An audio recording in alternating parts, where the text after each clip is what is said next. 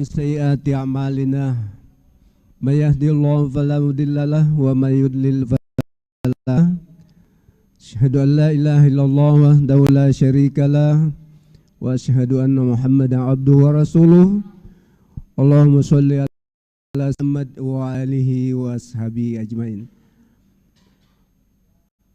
Kaum muslimin dan muslimat jamaah Masjid Al-Mawana RRI serta pendengar Radio Republik Indonesia di mana saja berada. Alhamdulillah hari ini hari Selasa tanggal 18 April 2023 bertepatan dengan 27 Ramadan 1444 Hijriah, di mana acara Forum Ramadan bersama narasumber kita Ustaz Dr. Abdul Qohar LC PhD dengan mengangkat judul Keberkahan Malam Lailatul Qadar. Acara ini dapat disiarkan atau diikuti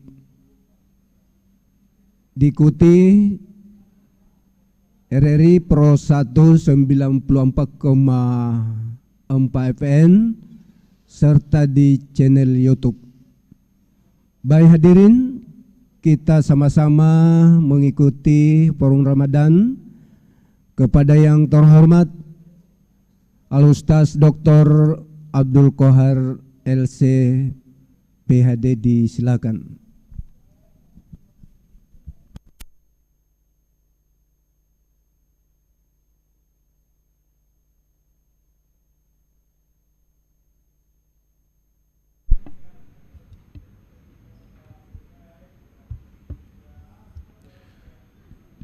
Bismillahirrahmanirrahim. Assalamualaikum warahmatullahi wabarakatuh. Alhamdulillahilladzi akramana bihululi syahri Ramadan al-mu'azzam, nahmaduhu bil iman, nahmaduhu bil islam, nahmaduhu ala kulli hal, wa nusalli wa nusallim wa afdalas salawati wa azkat taslimat ala nabiyyina Muhammadin sallallahu alaihi wasallam wa ala alihi wa sahbihi ajma'in, amma ba'd. Bapak Ibu hadirin wal hadirat jamaah salat zuhur rahimakumullah. Tema kita hari ini adalah keberkahan Lailatul Qadar. Allah Subhanahu wa taala dalam Al-Qur'an berfirman, a'udzubillahi minasyaitonir rajim. Inna anzalnahu fi lailatul qadr wa ma adraka ma lailatul qadr. Lailatul Qadri khairum min alfi syahr tanazzalul malaikatu warruhu fiha min kulli amrin biidni rabbihim salamun hiya hatta matla'il fajr.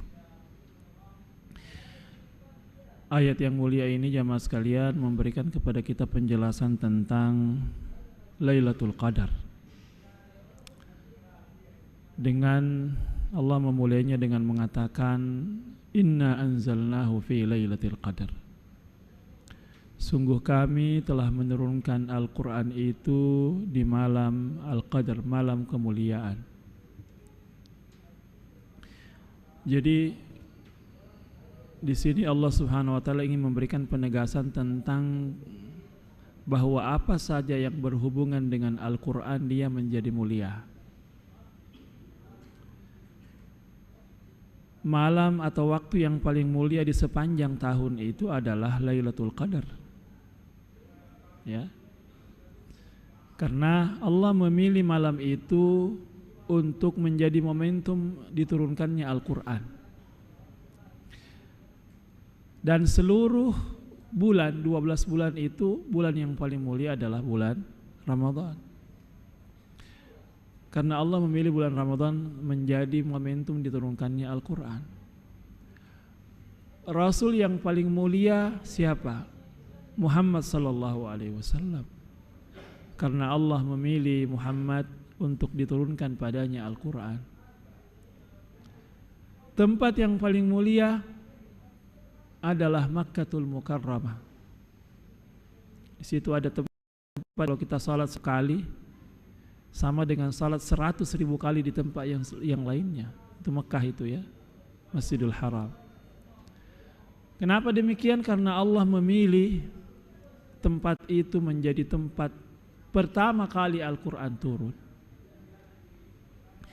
Jadi jamaah sekalian rahimakumullah, ada waktu-waktu tertentu yang sangat istimewa. Ya. Dalam agama kita tidak semua waktu itu sama. Ya. Ada waktu yang dia dalam pandangan Allah dia istimewa. Dan pengistimewaannya itu di ayat yang kedua. Wa ma adraka ma Lailatul Qadar, tahukah kalian apa itu Lailatul Qadar?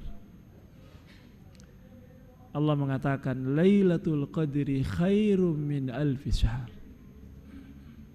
Bahwa malam Qadar itu lebih baik dari 1000 bulan. Apa penjelasannya ini? Para ahli tafsir, kalau kita buka-buka buku tafsir, maka kita mendapatkan penjelasan bahwa ketika seorang hamba memanfaatkan Lailatul Qadar itu untuk melakukan kebaikan dan amalnya diterima di malam itu, artinya dia dapat Lailatul Qadar, maka dicatat dalam catatan amal kebaikannya dia beribadah lebih dari 1000 bulan, lebih dari 83 tahun. Ini yang paling istimewa dari Lailatul Qadar itu. Durasi yang singkat sejak terbenamnya matahari, ya, terbitnya bulan di malam itu, ya, sampai terbit fajar, itu durasinya mungkin sekitar 8 jam. Tapi durasi yang singkat itu jamaah sekalian, kalau dimanfaatkan dengan sebaik-baiknya oleh orang yang beriman, dia pakai sholat, pakai berzikir, pakai berdoa, dipakai bersedekah, pakai berbuat kebaikan.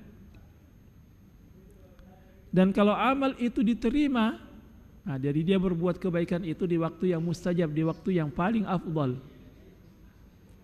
maka sama dicatat di sisi Allah dia berbuat baik selama 83 tahun. Jamaah sekalian rahimakumullah, tidak ada di antara kita yang mampu beribadah tiada putus-putusnya 83 tahun.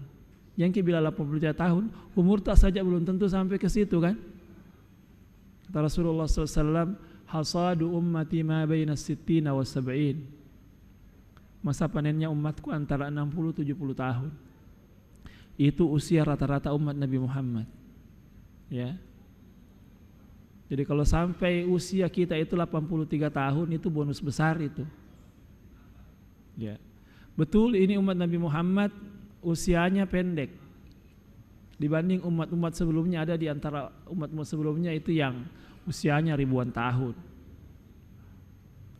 Tapi Allah mengistimewakan kita dengan memberikan bonus.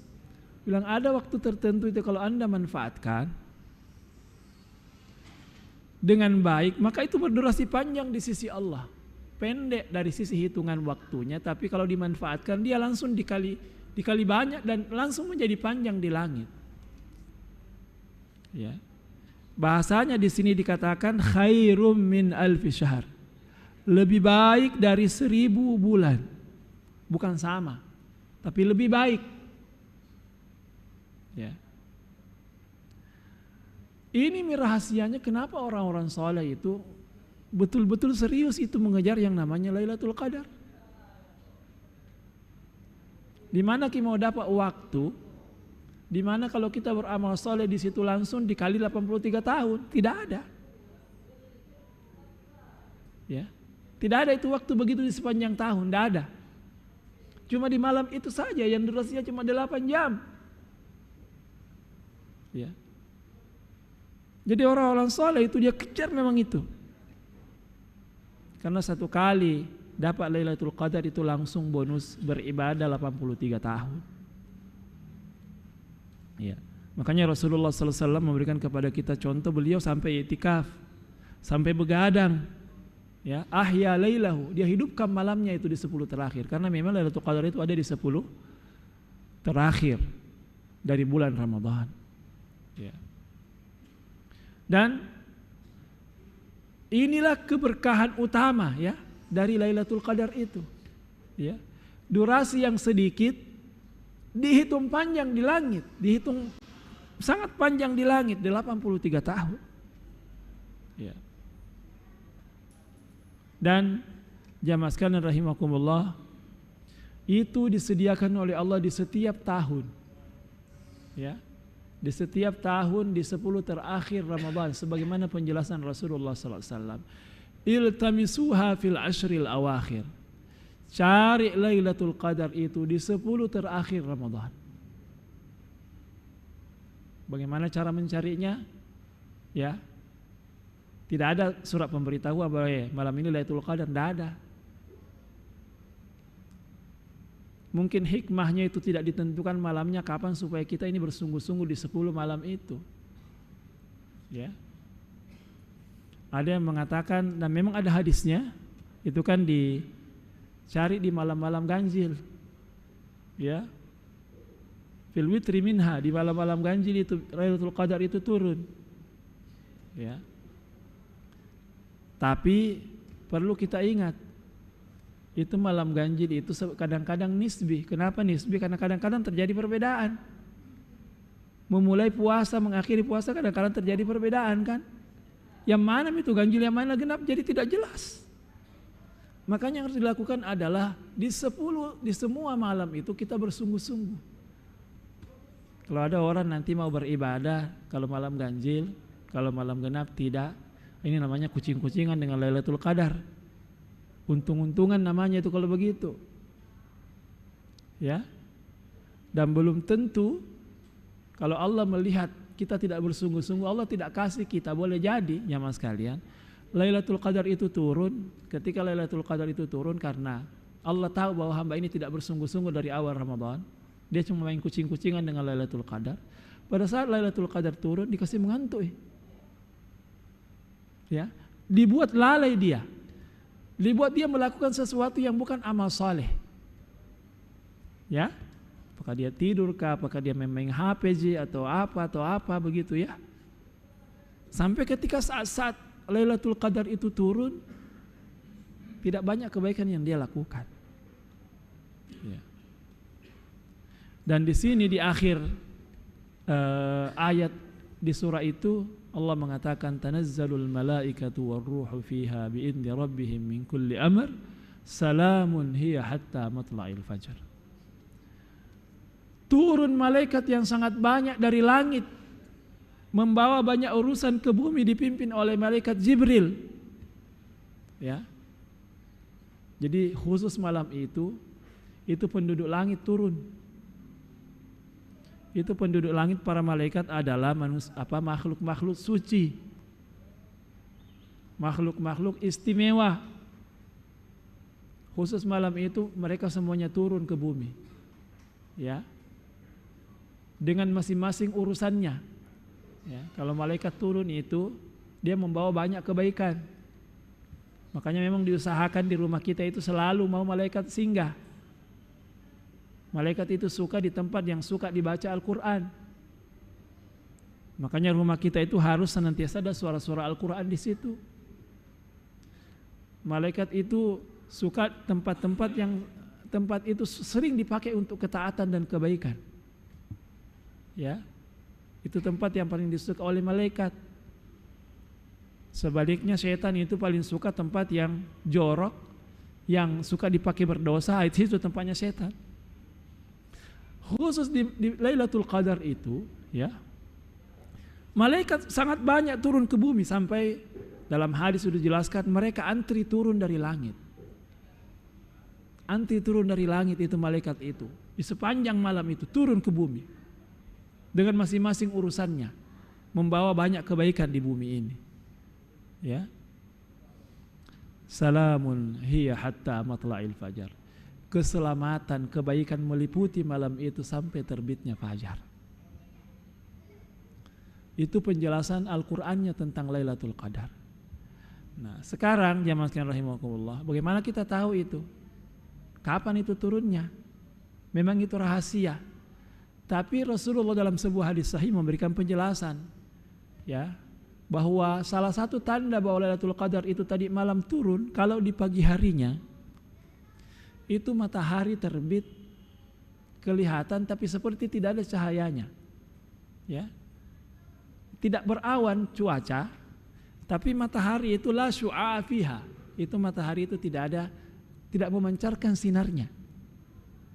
Nah, biasanya orang-orang soleh itu dia lakukan itu kalau sudah pagi, setelah dia beribadah di malam itu, dia tunggu matahari terbit. Begitu matahari itu terbit, itu matahari itu seperti tidak ada awan. Matahari tetap muncul, tapi seperti itu sinarnya tidak ada. Ya, sejuk terasa, tidak menyengat itu sinarnya. Nah, berarti tadi malam itu Lailatul Qadar itu. Ya. Para ulama memberikan penjelasan kenapa itu cahaya matahari seperti tidak bersinar, ya. Itu penjelasannya karena di pagi hari itu malaikat antri untuk naik kembali ke langit, ya. Ketika malaikat yang sangat banyak jumlahnya itu naik antri ke langit, cahaya matahari terhalangi, ya. Itu penjelasannya. Dan jamaah sekalian rahimakumullah, inilah pengistimewaan Allah kepada umat Nabi Muhammad sallallahu alaihi wasallam. Dikasih waktu yang sangat istimewa.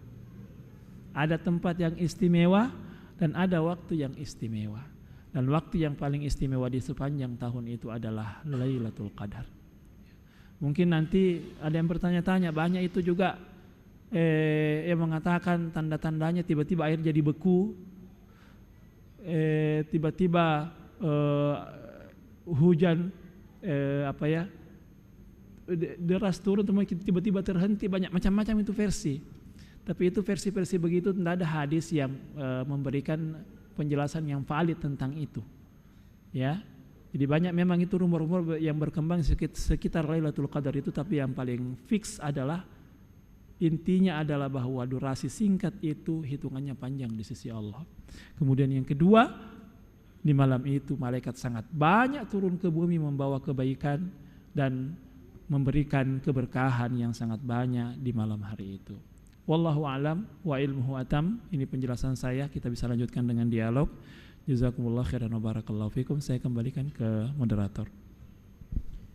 Baik hadirin yang ingin bertanya kepada Ustaz tentang turunnya Lailatul Qadar, keberkahannya Lailatul Qadar.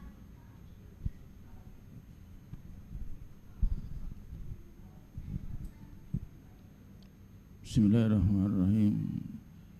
Assalamualaikum warahmatullahi wabarakatuh.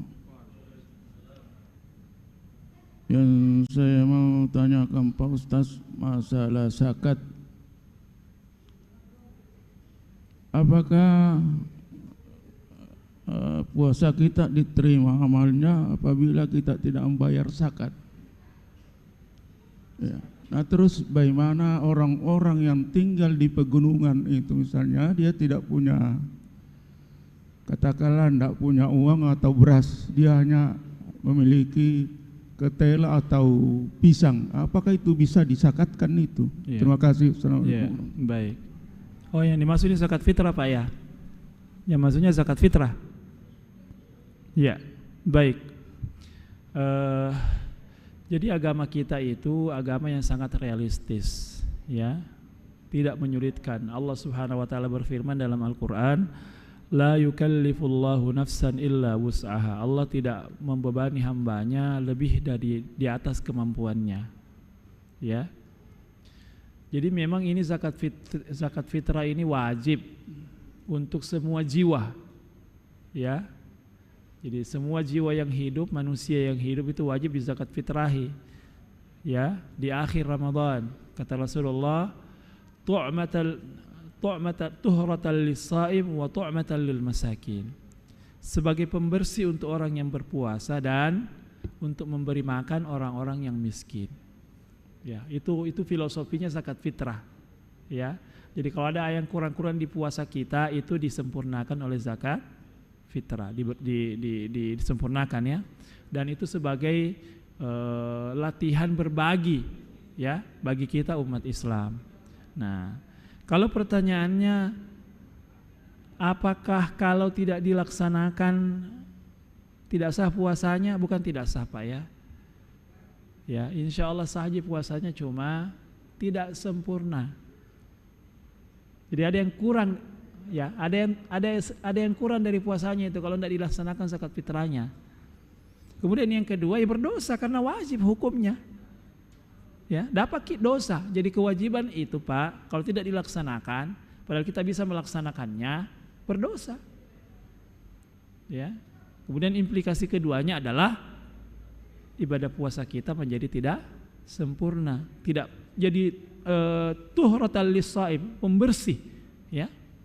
Jadi kalau kita tidak pakai pembersih ya, jadinya ibadah puasa kita menjadi tidak sempurna, gitu ya. Nah, kemudian yang kedua, ini bagaimana dengan orang yang tinggal di gunung? Jadi zakat fitrah itu adalah makanan pokok yang biasa kita konsumsi. Nah, itu yang kita keluarkan. Kalau yang kita biasa makan itu yang begitu, itu yang kita keluarkan. Ya. Jadi apa yang kita konsumsi yang biasa menjadi makanan pokok kita itu yang kita keluarkan. Terlepas ada perbedaan. Oh, kalau ini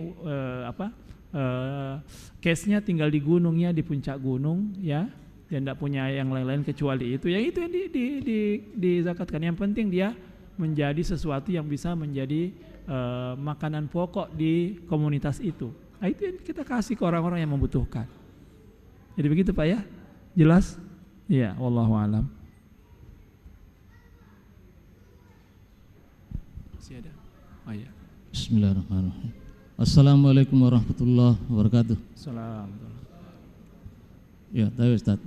Jadi saya mau bertanya tentang Lailatul Qadar. Apa? Apakah ada tanda-tanda terhadap seseorang yang mendapatkan Lailatul Qadar itu pada kehidupan sehari-harinya? Ya. Ya, yang kedua,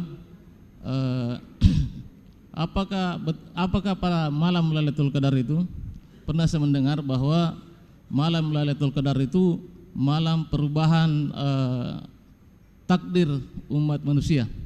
Ya. Apakah ada dalilnya Ustaz? Ya, Ya, makasih. Assalamualaikum warahmatullahi wabarakatuh. Assalamualaikum. Bagus sekali ini pertanyaannya ya. Jadi apakah ada tanda yang bisa kita baca bahwa orang itu sudah dapat Lailatul Qadar? Ya.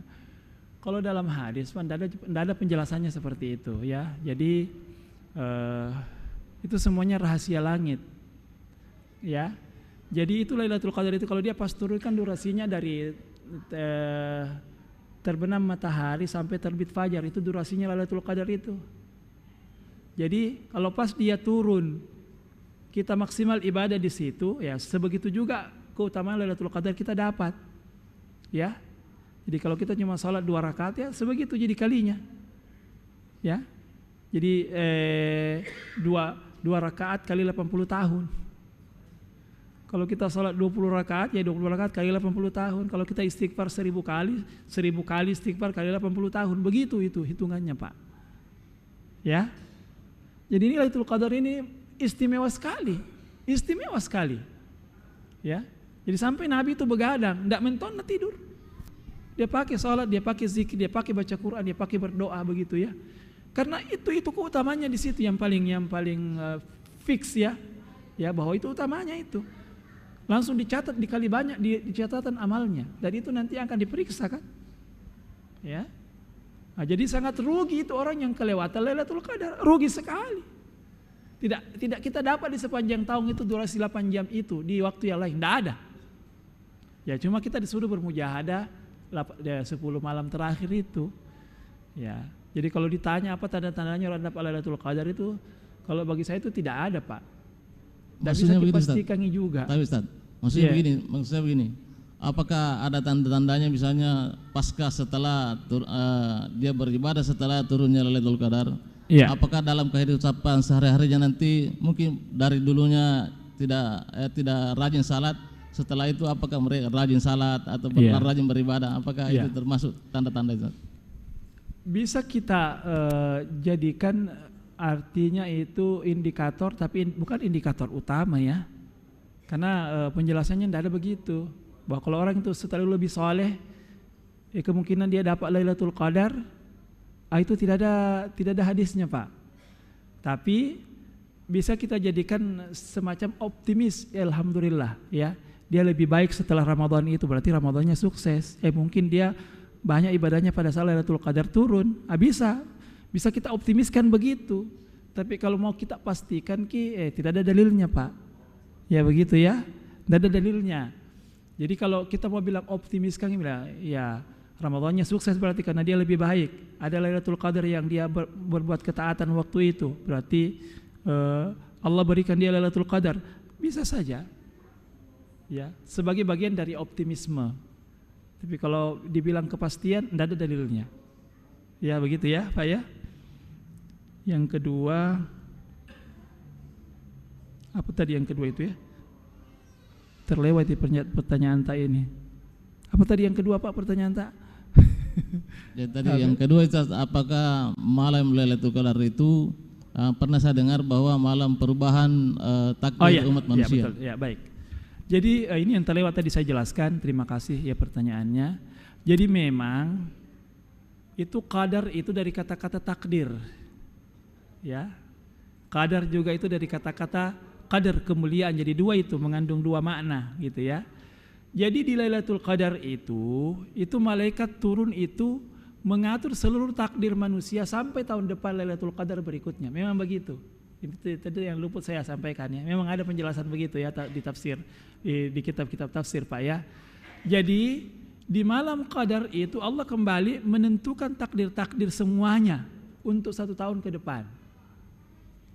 Dan itu malaikat yang turun itu ditugaskan itu atur semuanya. Jadi ini diatur semuanya sampai tahun depan. Begitu. Jadi kalau pas kita di Lailatul Qadar itu malaikat turun itu mengatur-atur itu naliaki lagi beribadah, bisa jadi takdir kita di tahun itu jadi lebih baik. Bisa jadi. Sama dengan kalau di pemerintahan itu ada namanya rancangan perubahan anggaran. Begitu. Ya. Jadi sudah dirancang sebelumnya ada takdir tak toh, ya. Tapi itu di setiap tahun itu dilihat lagi, diatur-atur lagi oleh Allah, turun lagi malaikat itu semuanya ngatur-ngatur itu. Bisa saja itu kalau kita ketika malaikat semuanya turun itu kita ada lagi mengaji, lagi sholat, lagi apa, orang baik ini kasih bagus takdirnya. Bisa saja begitu, ya. Artinya kita memancing itu keberkahan dari Allah, ya, melalui momentum itu. Makanya penting itu Lailatul Qadar itu kita manfaatkan, ya, Bapak Ibu sekalian. Penting sekali. Ya, bukan cuma durasi waktu pahala itu berlipat-lipat, tapi takdir kita di sepanjang tahun itu akan insya Allah akan lebih baik dibanding ketika Lailatul Qadar datang kita dalam kondisi lalai. Jadi begitu Pak ya, wallahu a'lam. Masih ada?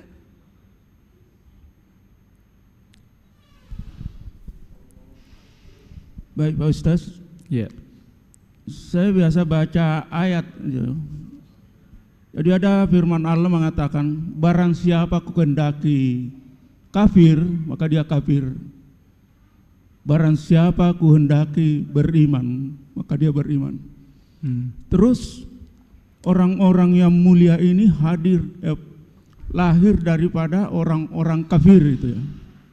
Antara lain sejarahnya Nabi Ibrahim alaihissalam.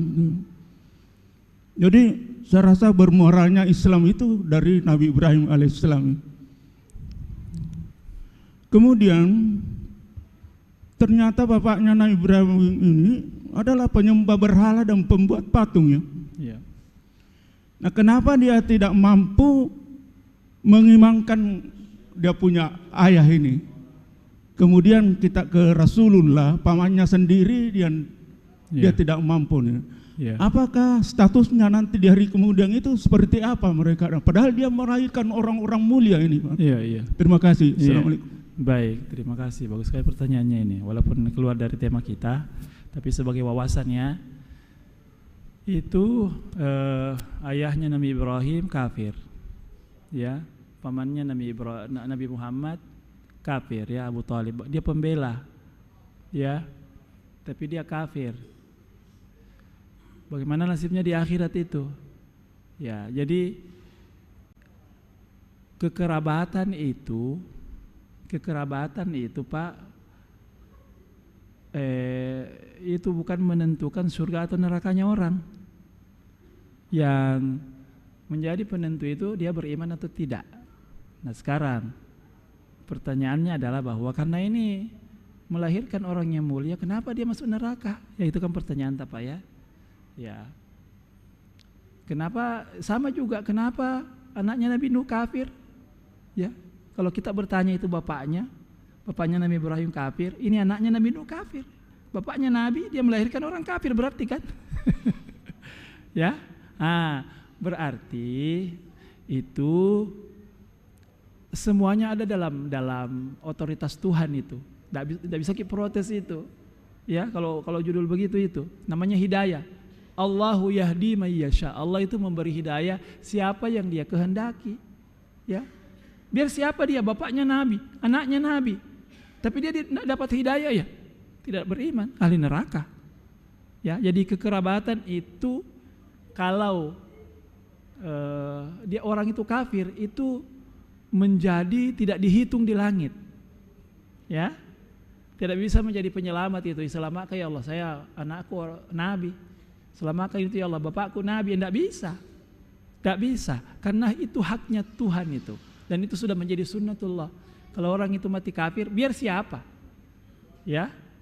Nah, kalau kita mau tanya kenapa enggak, Allah itu Pak la yus'alu amma yaf'al. Tidak boleh kita protes apa yang menjadi takdirnya Allah. Kenapa ini dia melahirkan Nabi ditakdirkan kafir? Itu dengan hikmah Allah gitu ya. Tidak bisa protes ya. Karena itulah hikmahnya Allah. Allah mungkin punya hikmah di situ. Di antara hikmahnya adalah bahwa yang namanya nasab itu tidak bisa diandalkan. Tidak bisa diandalkan kalau untuk masalah hidayah. Bilang karena bapakku Nabi, saya juga otomatis masuk surga. Tidak bisa begitu. Karena saya ini anak saya Nabi, otomatis saya masuk surga. Tidak bisa begitu. Tidak bisa kita mengandalkan nasab kalau untuk urusan surga dan neraka. Ya, masing-masing. Ya. Pastikan diri kita beriman, dan iman itu adalah hidayah dari Tuhan. Kalau bertanya kisah kenapa dia tidak dikasih hidayah, itu sudah di luar ini kita itu kembali kami kepada Allah. Kemudian kalau ditanya nanti bapaknya Nabi Ibrahim penghuni neraka atau penghuni surga, pamannya Nabi neraka atau surga? Jelas neraka. Kenapa neraka? Karena mati kafir. Jangkit di sini main perasaan, bilangnya kasihannya itu. Nah dia anak Nabi, dia paman dan seterusnya. Jangan main perasaan di situ. Kita main dalil, Pak. Ya, kalau dalilnya begitu, ya penjelasannya hadis begitu ya. Itu yang kita terima, itu yang kita jadikan patokan, Pak ya. Jelas Pak ya? Allahu a'lam. Ini ada satu juga Pak. Itu ayat yang mengatakan innallaha la yughayyiru ma biqaumin hatta yughayyiru ma bi anfusihim. Bagaimana ini Ustaz? Yeah. Merubah nasib ini. Iya. Yeah. Masalah takdir juga ini ya. Jadi ini sunnatullah ya. Allah tidak merubah nasib suatu kaum sampai kaum itu yang merubah dirinya sendiri. Artinya apa?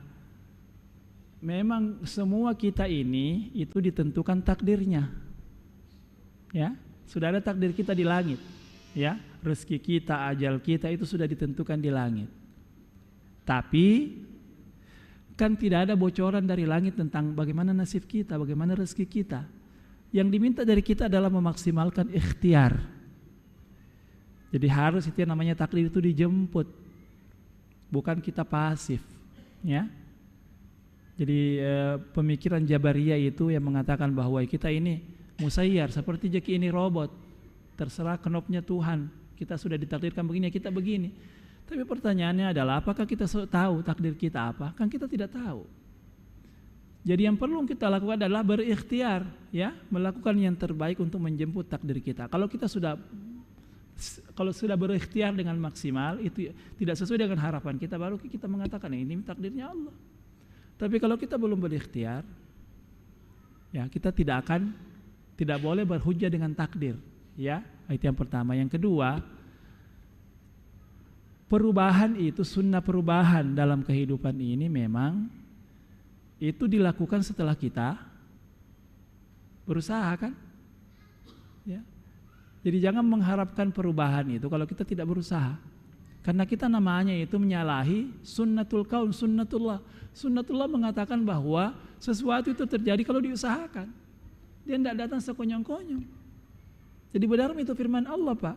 Allah tidak rubah nasibmu kalau kau tidak berusaha sendiri merubahnya. Jangan tunggu takdir baik itu turun, tidak ada itu. Ya.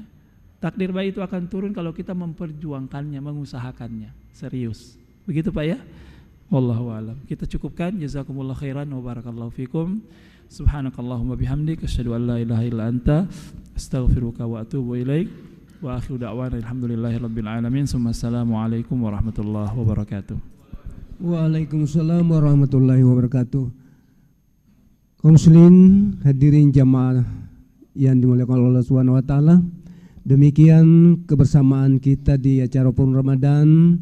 Atas nama seluruh jamaah mengucapkan banyak-banyak terima kasih. Ja'alanallahu wa iyyakum minal mu'mininal kamilin. Wa qul rabbi warham wa anta khairur rahimin.